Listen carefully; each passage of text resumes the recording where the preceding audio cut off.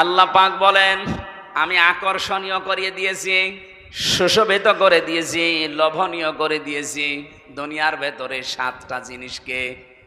এটা মানুষ যারা, তাদের সবার প্রতি, তাম দুনিয়ার জন্য আল্লাহ এই আয়াতটা দিয়েছেন। সবার কাছে আকর্ষণীয় লোভনীয় বস্তু এই 7টা। 1 নম্বরে হুব্বুস শাহাওয়াতি মিনান নিসা। প্রথম নাম্বারে তোমাদের কাছে লোভনীয় আকর্ষণীয় করেছি আমি নেশা, মেয়ে লোককে। কাকে? আরো জোরে বলেন।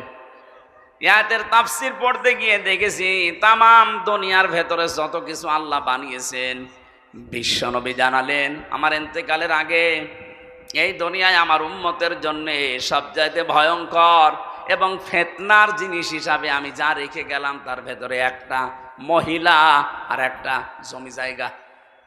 আপনি দেখেন আদালতের দিকে,